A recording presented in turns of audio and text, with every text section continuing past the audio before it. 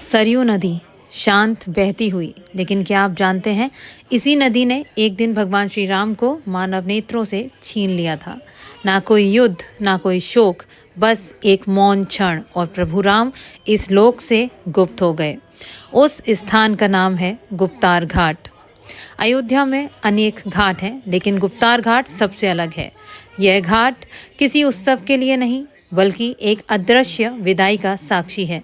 यहाँ ना शंख बजे, ना नगाड़े गूंजे, बस सरयू का जल और ईश्वर की अंतिम लीला। गुप्त का अर्थ है जो दिखे नहीं, लेकिन घटित हो जाए। आगे बढ़ने से पहले आप सभी से गुजारिश है कि अगर आपने अभी तक हमारे चैनल भक्ति वेदांशी को सब्सक्राइब नहीं किया है तो जल्दी से सब्सक्राइब कर लीजिए, जिससे हम और ज़्यादा प्रोत्साहित हो सकें। राम राज्य स्थापित हो चुका था, धर्म अपने चरम पर था, लेकिन ईश्वर पृथ्वी पर सदा नहीं रहते। वाल्मीकि रामायण और पुराणों में संकेत मिलता है कि जब श्री राम का कार्य पूर्ण हुआ तब उन्होंने देह त्याग का निश्चय किया। यह निश्चय किसी घोषणा के साथ नहीं आया, बल्कि एक मौन संकेत था।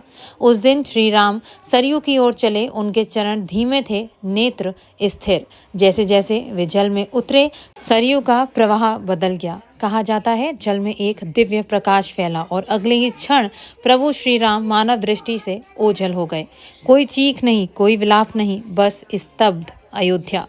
कुछ ग्रंथ बताते हैं कि लक्ष्मण जी ने श्री राम से पहले सरयू में प्रवेश किया। यह कोई सामान्य त्याग नहीं था, यह एक यौगिक विलय था। लक्ष्मण जी के जाने के बाद गुप्तार घाट और भी रहस्यमय हो गया, मानो यह दो लोकों की सीमा बन गया हो।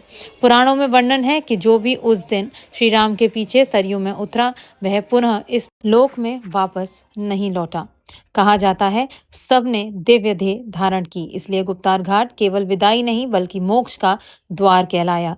स्थानीय लोग कहते हैं कि अमावस्या की रात सरयू की लहरें असामान्य हो जाती हैं।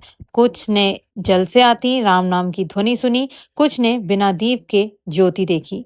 क्या यह आस्था है या कोई दिव्य संकेत? उत्तर आज भी गुप्त है। आज भी गुप्तार घाट पर संध्या आरती होती है, दीप सरयू में प्रवाहित होते हैं और मन में एक प्रश्न छोड़ जाते हैं, क्या प्रभु श्री राम वास्तव में गए या आज भी यहीं कहीं है? यदि ईश्वर इस लोक में आए थे तो क्या उनका जाना भी साधारण हो सकता है?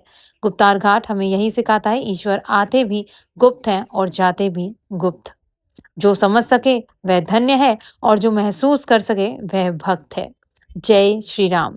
अगर आपने इस कथा को सिर्फ सुना नहीं बल्कि महसूस किया है तो वीडियो को लाइक कीजिए, शेयर करिए और ऐसे दिव्य स्थलों के लिए हमारे चैनल भक्ति विद अंशी को सब्सक्राइब करना ना भूलें। जय श्री राम।